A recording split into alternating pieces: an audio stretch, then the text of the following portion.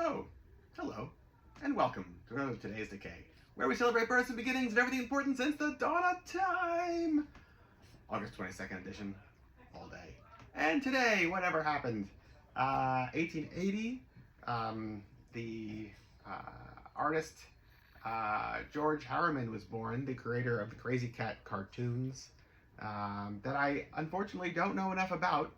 Really, your best contact here are Greg and Joanne, the Van Brankens, who are usually my point of reference here. I'm sure they'll pick up the phone if you call them and ask them to talk about George Harriman. But certainly a very interesting artist at a challenging and troubling time who was able to overcome such obstacles and create timeless content that still rings true today. Yeah. What else? 1913 today, the film The Student of Prague premiered, starring Paul Verhoeven, who also then went to fame with his 3 different film adaptations of The Golem. Here is Hans-Hein Evers, who wrote the story of The Student of Prague, which was adapted into the film.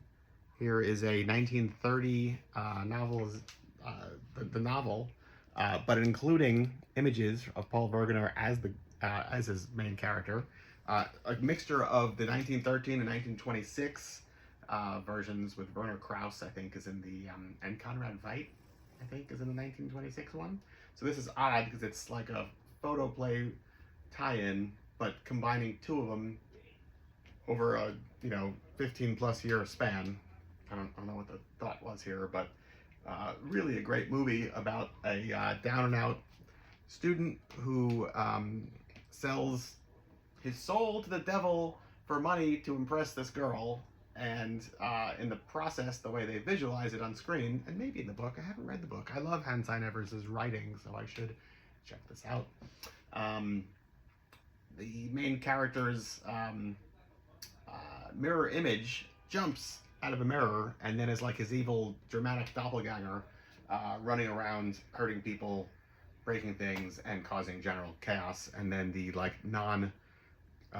mirror image has to go out and right some of these wrongs as best he can, all while still trying to vie for the affection of the girl he's after. Yeah. It's great stuff. Do check it out. On the day it premiered, 1913, August 22nd. 1917, who brought the boogie? Why, none other than John Lee Hooker, born today, August 22nd, 1917. So, it's a good dance party day for John Lee Hooker. Yeah. 1920, none other than Ray Bradbury was born. Why don't we check out a couple of Ray Bradbury books while we're here? Here is the British first pressing of Dark Carnival. He, of course, got his start as far as being in print in the pages of Weird Tales magazine in probably the late 30s and through the 40s. This came out in 1948 in Britain. Forey Ackerman was his early literary agent, and they grew up together.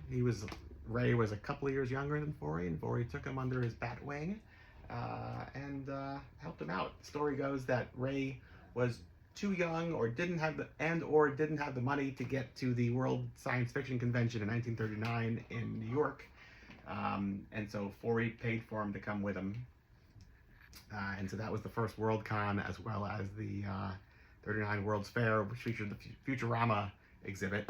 All awesome stuff. There's some really great photos of a young Ray Bradbury in Coney Island on this trip. That to be a fly on the wall, right? Yeah. Anyway, so this is a lot of his early content that was in Weird Tales magazine. The Homecoming, Skeleton, The Jar, The Crowd, The Wind, The Dead Man.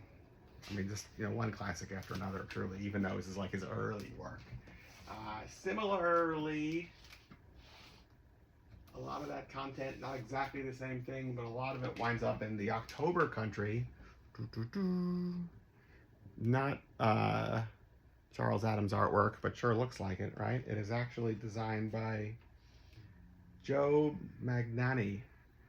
I don't know who that is. Yeah. Anyway, this also has a lot of the same content. Here we start off with the dwarf, but then similarly we go into the skeleton, the jar, the lake, the emissary, etc., the wind. Some of these had a profound effect on, what's his name? Narciso. Forgetting his first name now. Who created the Tales to Keep You Awake in Spain, the anthology series, and takes a lot of this content and like adapts it in the 60s into like a Twilight Zone-esque weekly TV show.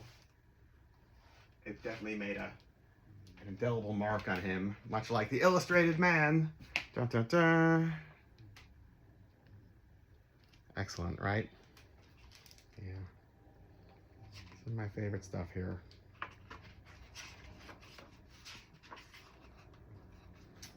This was printed Garden City, New York. Just down the road a piece on Long Island, 1951. The Velt is in here. It's a great one. I mean, it's all great. The Rocket Man. Love all this stuff. There's really something so timeless and endearing and heartfelt about Ray Bradbury that I could just like jump into and never leave. Never leave. Here is his Martian Chronicles. I fell in love with this book, I gotta say. What was I looking for here? Again, Garden City printed.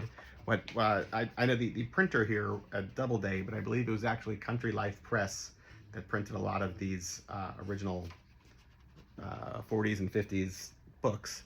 And that's really fun because Country Life Press, if you know Long Island at all in that area, was like just down the road from where Aurora was, the company that made all the like 1960s like monster models and everything. Can you see this here? Aurora? Yeah, right? Anyway, you know what I'm saying? So like the idea that like this whole neighborhood is almost like all about exploring one's creativity and, you know, the imagination, unrelated to each other, but like over here you've got the Martian Chronicles being printed, and over there you've got like, you know, Dracula plastic models being created and everything. You can almost, you know, like look down the block and say, oh, you know, look, something wicked this way comes. Here's a original printing of this classic, which I know is going to be presented at the Sleepy Hollow Film Festival this year in their whatever the name of that like 1800s movie theater palace they turned into a movie theater is going to be. That's exciting. Yeah, again, I could just fall into this stuff forever and ever, you know. I was lucky enough to meet Ray Bradbury on occasion. Several of Forey Ackerman's birthdays I attended, where because you know, as you do when you meet your heroes, I've only got 2 minutes with you, sir, but tell me, what is the equation of for a happy life? And his answer is to be in love and to stay in love. That he's been in love with Mars, Lon Chaney, and dinosaurs his entire life, and that's what interested him as a child, and the idea of growing up and just, you know, going to work and performing a job and calling it a day is not what keeps him young. And whatever it is that your passion is, especially if it's passion that you had as a child, if you embrace it and retain it, then that's what's going to keep you young and happy for your entire life. So, from Ray Bradbury's lips on through to yours, as Forey Ackerman would say, shake the hand that shook the hand of, Ray, in this case, Ray Bradbury. I'm passing it on to you, dear viewer.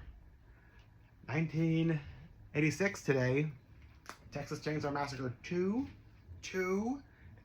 count them, and Night of the Creeps both premiered. So, what are you going to make tonight a night of? Oh, ye creeps. It's a Ray Bradbury day for me. Perhaps it's a Ray Bradbury day for you. May all your days be Ray Bradbury days. Till tomorrow. Goodbye.